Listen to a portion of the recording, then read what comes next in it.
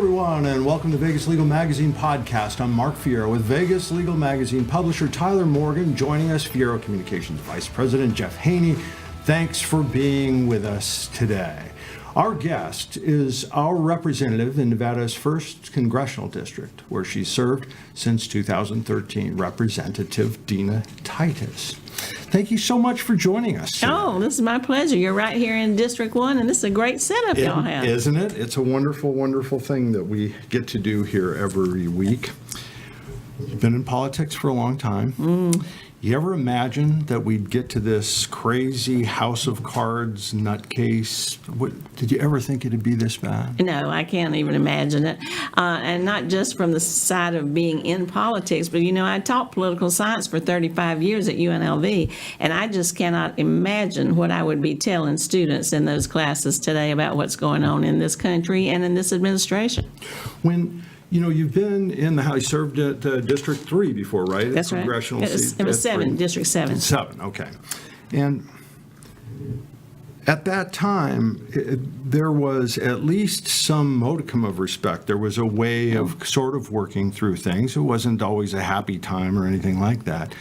But it seems as if there's a breakdown even at the beginning of discussions between the two parties. Is it complete as it appears on the outside? It is, and let me say I was in District 7 in the state Senate. You're right, I started in 3 in Congress, excuse me. And over all those years, it has just gotten increasingly worse. In the legislature, there were 21 senators, and the division was more north-south than it was Republican-Democrat. Right. And even when I went to Congress, there were things that you always voted against, but there was some modicum of gentility or good manners, or nothing was so ideologically bound as it is today. But that's why people are frustrated, because they see Congress not getting anything done. And that's why, as a member, I'm frustrated, because I know not everything should be ideological. Bridges, for example, roads, that's not something that you should be talking party politics. You should be talking practical politics. And just to follow up on Mark's question about that, on the national political scene and how divisive it is these days, can you draw any kind of historical parallel between now and how it might have been in the past? Some people have mentioned, the Nixon administration, or maybe even back to when McCarthy was around. Do you see any historical parallel between any time in the past and what's going on today? Well, if you remember when Nixon was impeached, there were Republicans who supported that because they put country above party.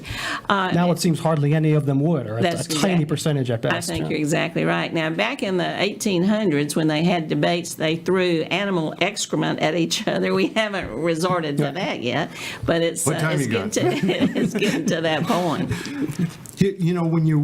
I mentioned House of Cards. When you watch House of Cards when it was originally coming out, it was like you would watch those and you go, well, what nutcase came up with this stuff? And now you watch it and you go, that's nothing. It's absolutely nothing. Let me ask you, when you look at what's happened, European Union with NATO, with G7 versus maybe G8, all of these things that have happened during this administration, does Putin disagree with any single one of those things, the attacks the president has made on those institutions? I think he's just sitting back and smiling, because all the things that he predicted or would like to see happen are now happening through our own fault. I sit on the Foreign Affairs Committee, and so I meet with people from countries as diverse as East Timor and Canada, and they're circumspect. They don't want to be too critical of the U.S. or the regime, but the more they talk, the more you realize they are just worried that the U.S. is backing away from its position of leadership. And when we back off, China economically and Russia politically are only too anxious to move in and fill that power vacuum. Following up on the divisiveness a little bit, what do you say to the voters out there who look at the Republican Party, the Democratic Party, and they just look at everybody involved and they say each person is just another product of the machine and nobody can think for themselves and do anything for what they actually believe in? how untrue is that, or true, or what are your feelings toward that? Well, you're right about it. It's kind of like a pox on both your houses because people are just so frustrated, nothing is moving forward. I hope that they know me well enough because I've been around and I've worked in the district so hard that they don't put me in that category. But I think you see that in more people registering as nonpartisan, more people electing candidates who will just be a change, no matter what that change is, and in lower turnout. People are just so disgusted. They're sick of it on TV, so they are just withdrawing. One of the dynamics we were talking about before the show started, and that is that, when you look at the state of Nevada, there's this big pocket of Democrats, and they're your district. Yeah. And what's the feeling? This is all going to come down to performance. These numbers are so close. No matter who you pit against, the Republican, Democrat, doesn't make any difference. These numbers come up close. I think in the governor's race, it's within 1 point. That's right. And whoever heard of this? One side brags about being 7/10 of a point up over here, and the other says, no, we're not. I'm up by 7/10 of a point. That's so well amazing. within the margin of error. It's all going to come down to performance. That means it's all coming down to your backyard. What can you do? What can Democrats do to liven that part of the district up? Well, you're so right. The polling shows that all the statewide races are very close. And it's an off-year election, so the turnout is always lower in an off-year election, especially among Democrats. I have the heart of the Valley, and it's a good Democratic district, but it's a very ethnically diverse district, large Hispanic population, large Asian population, Ethiopian cab drivers, Armenian church, everybody around the world is here. And we've got to be sure that they're registered to vote and that they turn out. But some of those groups are just so demoralized by what's happened or hasn't happened in terms of immigration reform that they are retreating as opposed to moving outward. We've had some rallies. We're canvassing every day. We're trying to generate that kind of enthusiasm. So hopefully that message is getting out between now and November. You'll see those numbers start to split. You always take, when you're trying to figure out what's going to happen with independents, nonpartisans, the rule is the really bad news this time around is they tend to break in the same proportion of the exist. So you've got more of the same. Do you hear anything out of independents? Do you get any kind of sense if there's anger, if they love Republicans, hate Republicans, where they're at? Well, nationally, they're tending Democratic, and you're right. Some years it's one way, some years it's another, but it's harder to say here in Nevada. Nevadans are pretty independently minded. We have a large number of independents registered, but even people who are registered Democrat or Republican often are ticket splitters. So when you talk about a big blue wave nationally, we have to work extra hard to be sure that wave is here in Nevada. Now, in the last election, we kind of led the way because we went for Hillary, we elected Democrats to the legislature and to Congress, so we just have to keep that momentum going.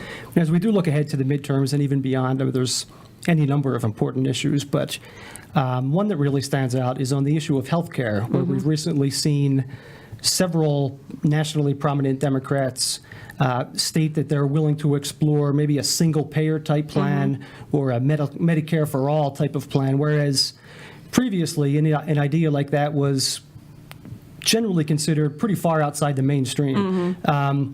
Do you see that issue picking up momentum, and where do you see that going? And then a follow-up is, do you see any kind of rift within the Democratic Party between those who may believe in an idea like that and may be considered more on the left wing of the party versus those who may be considered more centrist? Well, I think you hit the nail on the head. One of the big issues this time around is still health care. Jobs have come back in Nevada. Unemployment's not as bad. The housing crisis not as bad, but people are very worried about the health care. I'm a co-sponsor of the Medicare for All bill, but as you point out, I am the only Democratic delegate who has taken that position. The others haven't. So, yeah, there is a divide in the party. But I think the momentum is picking up because we tried Obamacare. That was kind of a mishmash of public-private. And what's happened is the over 60 times the Republicans have tried to get rid of it. They said repeal and replace, but they didn't have anything to replace it with. And so what they've done is just chip away at it piece at a time through regulation and through legislation. And you're going to see rates go up. So as rates go up, as the cap on lifetime benefits comes back, if they threaten pre-existing conditions, people are going to get worried, and I think they will move towards Medicare for All. It's a program, Medicare, Social Security, Medicaid, those are some of the best working programs we have, government programs. So if you can just expand that to cover everybody, and then if you want to buy supplemental, you can. I think there's a momentum. A lot of the Democrats who are running for the presidential nomination, not declared, but who are putting their names out there. Kind of making noise about it now. Exactly. They're all for it. Do you think that a healthcare issue can actually be a sort of a cuffing, something to kind of bring the Democrats and Republicans together down the road? Do you think this is an issue where maybe the Democrats will give the Republicans a little more way with their argument and vice versa, and then everyone can kind of agree, and maybe that could open up more communication and dialogue moving in the future on other issues? Well, I hope so. I voted for Obamacare, and it was a straight Democratic Party line vote about 10 years ago. And most of the votes to repeal it have been straight party line votes with Republicans. I wrote an editorial for the paper, though, about some of the things that Democrats and Republicans could agree on, that we could work to fix it.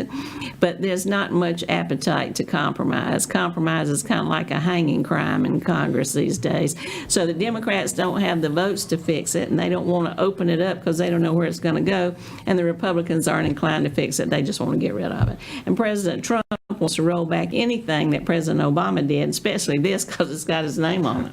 You know, it seems to me that part of the reason that we're where we're at and that we ended up in the position that we did is, of all the things that Obama did, the one thing that he failed at time and time and time again was to take credit. If you ask the average person on the street who created more jobs, who came up with more jobs under their administration, I'm going to bet you that 95% will say Trump, and they're dead wrong. It never happened. You look at the first couple of years of Obama, clearly Obama was creating jobs at a tremendous clip. And I think if you look at even today, it comes up that Trump is a few thousand short of where Obama was at his best at times. But the difference is Obama wasn't increasing the deficit the way that we are now. Did you ever think that you would see Republicans, conservative Republicans, voting to increase the deficit to $1 trillion a year? I know that, and this was something that they always talked about, Democrats, increasing the deficit and leaving the burden to your grandchildren to pay for it. And now they've increased it with this huge tax break, and they're talking about giving another tax break on capital gains, which will increase it even more. It's astounding. But when they talk about reducing the deficit, they never talk about giving back some of those tax credits. They talk about, cutting Medicare or cutting Social Security, putting it on the backs of the little guy instead of the big corporate CEOs. It's as if it's alchemy. They take their tax burden and turn it into our tax burden. Anybody that's making under $400,000 a year, guess who's going to the bulk of it? And this tax cut that they're talking about doing this by like fiat, by just basically saying this is the way it is. And is this the right number? $100 billion that they're talking about? It's amazing. And, when you talk about their tax breaks, they still make the argument it's going to trickle down. It's going to create jobs. But it never has. And so I don't see how this will be any different. Interesting, yeah, because all you hear about is how great the economy is running, how great the stock market is going up, but then nobody ever wants to actually address the deficit and the whole tax situation. And the economy is great for a very small number of people at the top. My constituents, they're working again, which is good, but they're not really getting ahead because they're not getting those tax breaks. The Republicans have been expert at messaging. Obama was terrible at messaging. He got worse in his second term. But the one truth that you know is that when you cut taxes for the wealthy, that jobs are going to increase. Nothing could be further from the truth. All you did is you created a deficit. You created an exact number with Bush Sr. called it voodoo economics, straight up and down.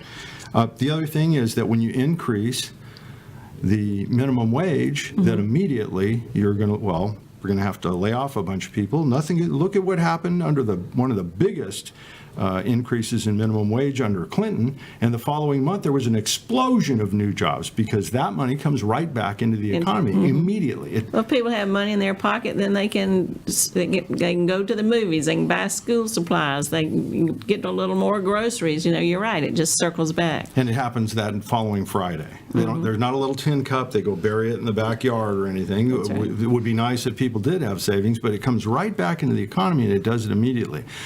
The way that I have seen this, and one of the reasons, two reasons I will say that Republicans are moving farther and farther and farther to the right. By the way, if you put Barry Goldwater out as a candidate, I'm not sure, he's way too liberal to win today. Certainly they like to talk about Ronald Reagan, but they would never support that. And remember, Richard Nixon's the one who had the Clean Air Act, created the EPA, opened up relations with China. That just wouldn't play at all today. Yeah, I'm pretty sure Reagan is the second coming of Jesus on Fox. Well, I'll tell They you, don't look at his specifics, right? unless they go to two things, and that was he took the deficit from $40 billion to $300 billion in a single year, and let's not forget he believed in fair and open immigration.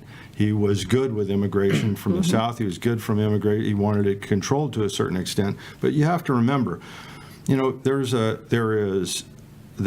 we use kind of a shorthand, and that is they're illegals. If they had come legally, we wouldn't be having these problems. Well, they don't finish the sentence. There is no legal immigration. They can wait 25 years and they'll never get in legally. It doesn't happen. That's not how the system works.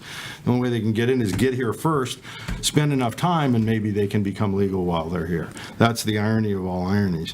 One of the things that has been out there forever, it seems like the only thing that the Nevada delegation is held on, and that is Yucca Mountain, and Republicans are trying to bring it back right now, correct? That's true.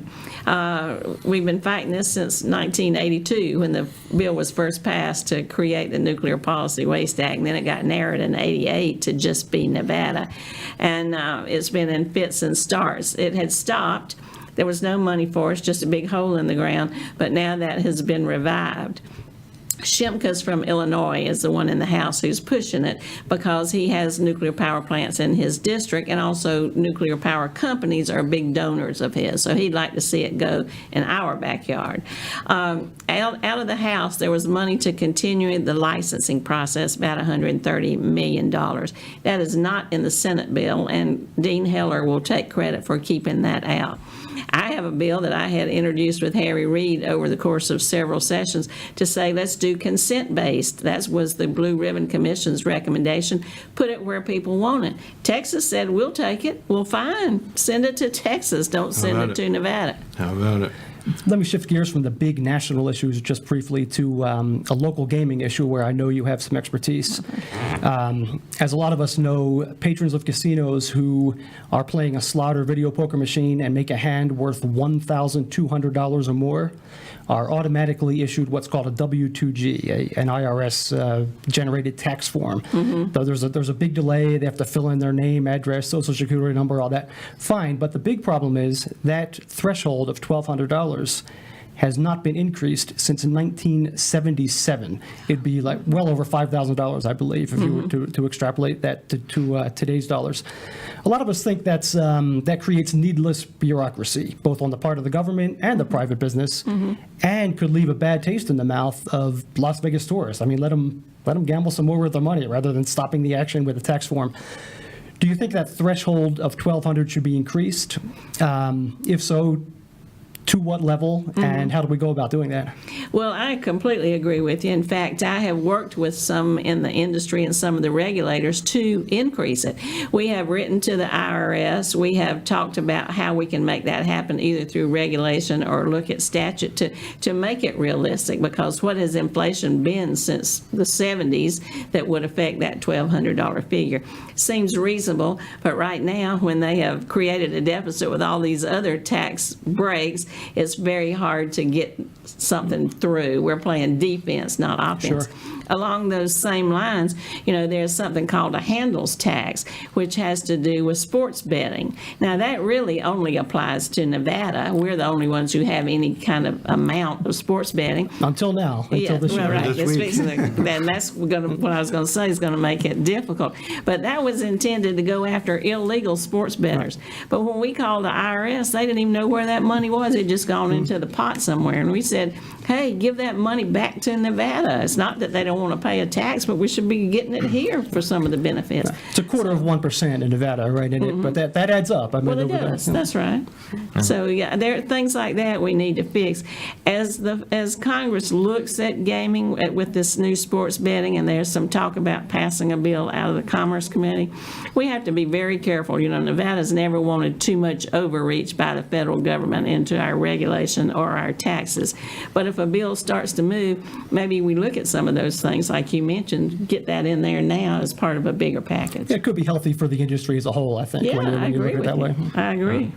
Mark had touched a little bit on the immigration issue, and I know you recently had expressed your skepticism on Trump on what he claimed to have been the reunification of all eligible children at the southern border.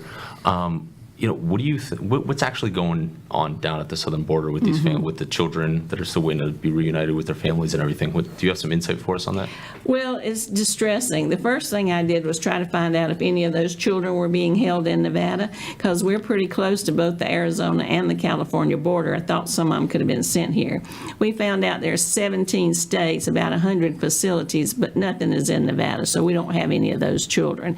They have returned the majority of them back to their families. Some they can't even find, and some they're using the excuse that the parents really aren't eligible to get the children back, they have whatever criminal that means. backgrounds or Exactly, that's whatever what it they're might be, claiming. So what happened was they put that zero tolerance policy in place just kind of overnight without any plans for tracking these children, how they were going to take care of them, how they were going to reunite them. And the travesty is some parents who have been separated for a while still don't know where their children are. And if you take a little baby away from its parent and keep them 4 or 5 months, when they come back, they're not going to know that parent. So they're being traumatized twice. And I don't think anybody in this country wants to see our international image being ripping children from the hands of parents. What do you think is going to eventually happen to some of these children who haven't been reunited? Well, they're in limbos. Their parents have to either go to immigration court, or in some cases, some of the parents have already been deported back to Mexico or El Salvador or Honduras. That seems to be the most places. And so does the child stay here with some relative? Does the child go back with a parent? It's a terrible situation for children to be in. All of this time that's been going on, of all the times for global warming to be put on the back burner, so to speak, this is it. There's an excellent article today in the New York Times called "Losing Earth: The Decade We Almost Stopped Global Warming." And before anybody feels good about that, the decade they're talking about is the 1980s. Wow. And this year, for the first time in the Arctic Circle, they've got temperatures recorded in the 80s, Yeah. well into the 80s. So anybody who thinks that there isn't global warming, I'm going to say is an imbecile. How much did the United States, did the cause of global warming, how much of it was hurt when the U.S. withdrew from the Paris Accord? Well, that was a voluntary association, and so people could reduce their carbon footprint, with goals, but no real penalties.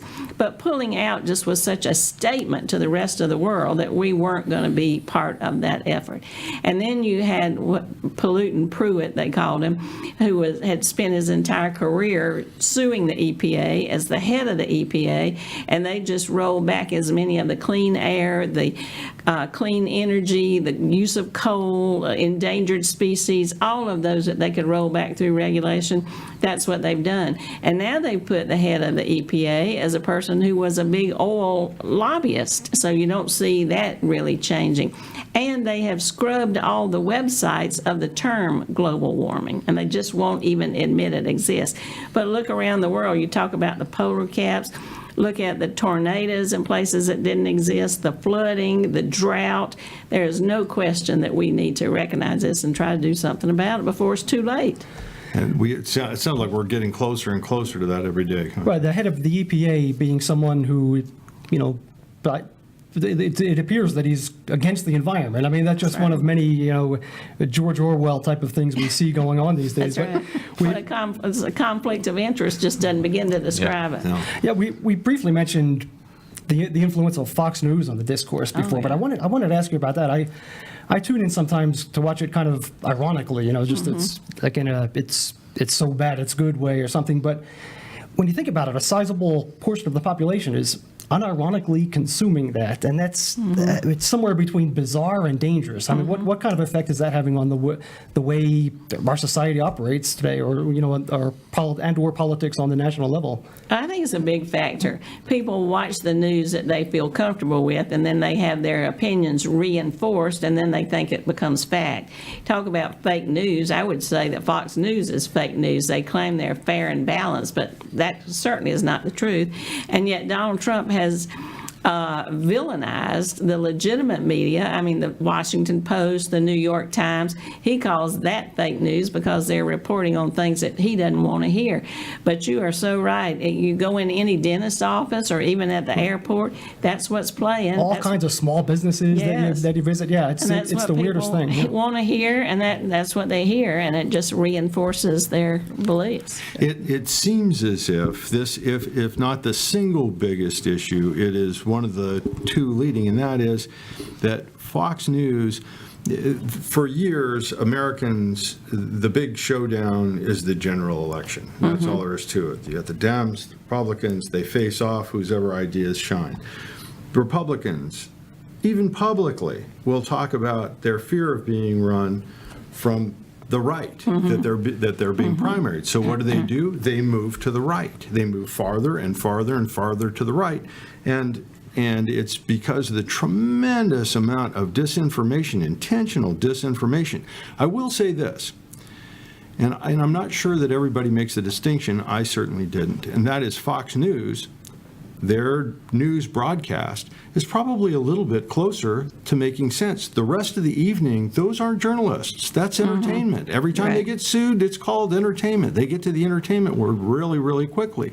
And it spews this venom that is, and of course the entire news channel was started by Ailes, who created Richard Nixon, and he was the one that started us down this path.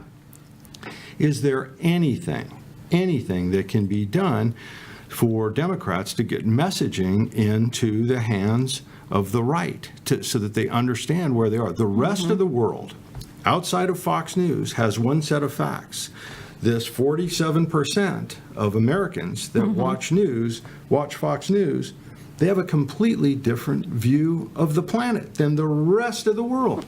Is there some way, can you envision any way in which truth eventually comes out in a country that's supposed to be known for the truth? Well, it's frustrating. And what's happening in addition to that is that some of these large kind of Koch brother companies are buying up regular small TV and radio stations, so they are reinforcing what's coming off of Fox. It's no longer just local news or unbiased news coming from your local stations as well. It's like what's going on with Sinclair and a couple of Exactly. the other Yes. minor ones like that. That's exactly what I was thinking about. You have MSNBC to counter that, but sometimes that gets a little arcane. For instance, Rachel Maddow, bless her heart, she's focused on the Russia investigation, and that's important.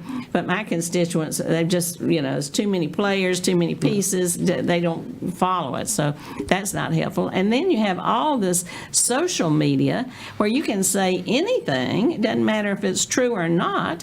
And then you've got Donald Trump, who is a master of the medium. I mean, he was created by reality TV, so he knows how to play them every single time and does it. And the memory is so short that you can have one tweet, one lie in the morning, and by afternoon you can come full circle and be telling something exactly the opposite. One thing, I think the test case, and it's one of the saddest things that I've seen in all the years that I've ever followed politics, and that is John McCain.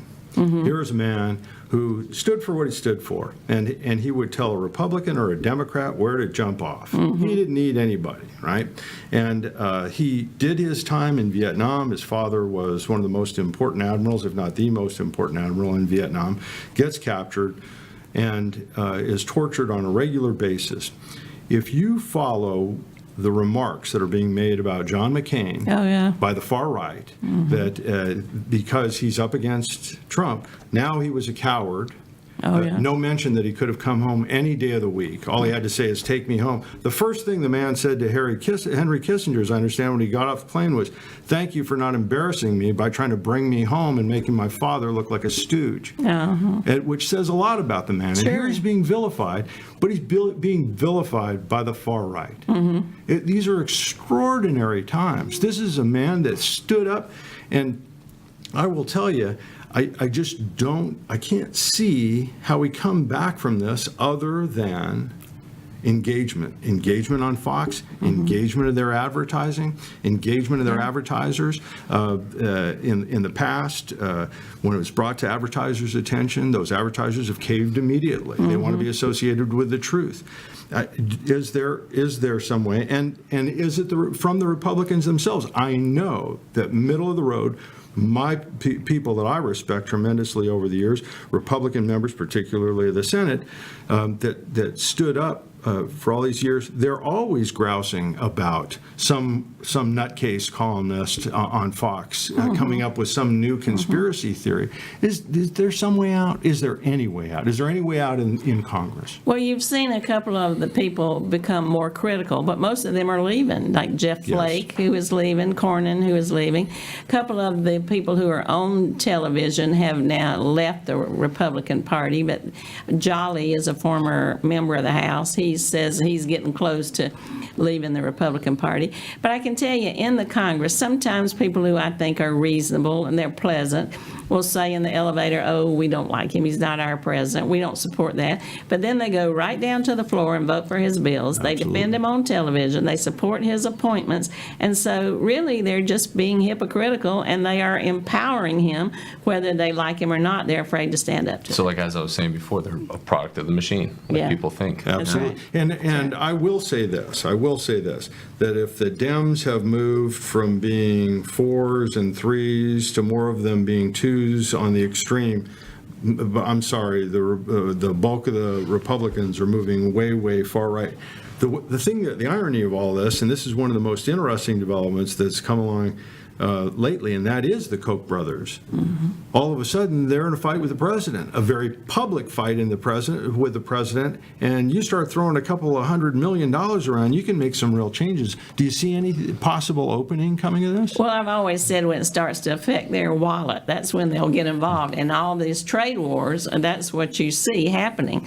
A lot of the big businesses, whether it's the Chamber of Commerce or the beer wholesalers or whoever it might be who's going to be negatively impacted by the trade wars, when they start seeing it affect their bottom line, then maybe they'll push Republicans back towards the middle. Well, they're getting involved by asking for a bailout. At least that's the pattern so far. Well, it's interesting. What was the company that he was going to bail out? And then I've heard from a lot of people in this district, one, tourism will be affected because the trade war sloshes over into the visa war.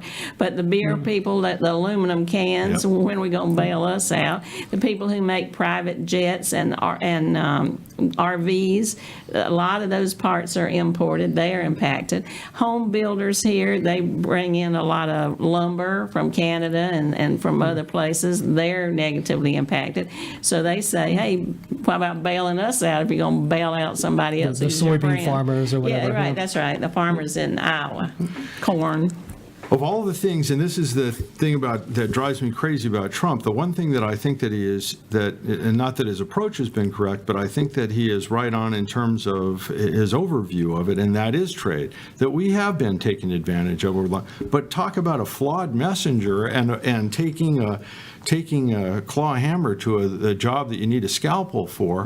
This was typically a Democrat issue, wasn't trade, that we were going to try and somehow bring some of these jobs back. That's what he seems to be doing, but he gets in a fight with himself every other day based on his positions. Is this now a hands-off issue for Democrats because Trump is so for it? Well, he's alienating our friends while helping our enemies. You know, he's already finding some excuse to let that Chinese company off the hook that was doing some hacking or something. So I think that's part of the problem. The other part of the problem is there's no plan B. You just throw it out and see what sticks, and then there's nothing like, well, what about tomorrow, or what comes next, or what are we going to do in this situation? But part of it's Democrats' fault. You know, we're explaining the health care bill on page 37, line 42, this definition. Republicans say, hey, lower taxes, less government, stronger defense, and they're done. People get that, You can get and we around need that. to do a better job, going back to your point earlier, of talking about our accomplishments and doing it in terms that people can relate to. You know, after Obama's term, Hillary Clinton was unsuccessful, and now it kind of seems like there's not that predominant just messenger for the Democratic Party. Who do you see as potentially coming up and maybe taking on that role of being the messenger of the party to kind of go up against the GOP? That's a good point. It's always a problem in an off year when you don't have a presidential candidate to carry the mantle. But we have so many different people who are looking at running. We have a Speaker of the House, Nancy Pelosi, who some people like to vilify and who may be controversial in some circles.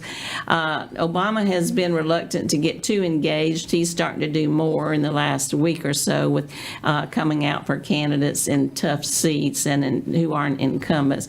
I think he and the former First Lady would both be really good messengers. But everybody likes Joe Biden. He was able to be socially liberal and economically play to working Americans. And I love Joe Biden. I'd like to see him out there taking a bigger role in being our messenger. What happens for Nevadans if Democrats take the House?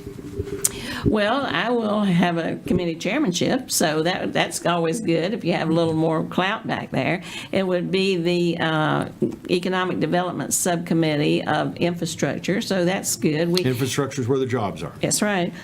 And in Nevada, we have to import everything, especially here in southern Nevada. I say in my district, we don't make anything except maybe dreams come true. So we gotta bring people, we gotta bring lobsters, gotta bring flowers, you name it.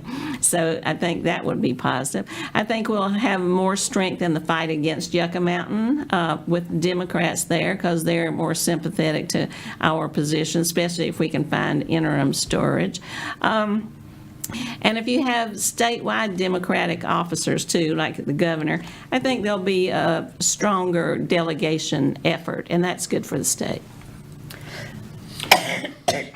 Water. We keep hearing all of a sudden it's funny on water in Nevada. The one thing that it's like a needle, and it's either running red hot or we don't hear about it at all. We'll focus on water, we'll stay on water. There was a whole north-south fight over water, and now it seems to appears to have died down. But if you drive past Lake Mead, the lake's still getting more and more shallow by the day. That's right. Where are we? Where do you see the big picture on water? Well, that goes back to some of the climate change with the droughts and the water's not coming down the river, and that's a serious problem.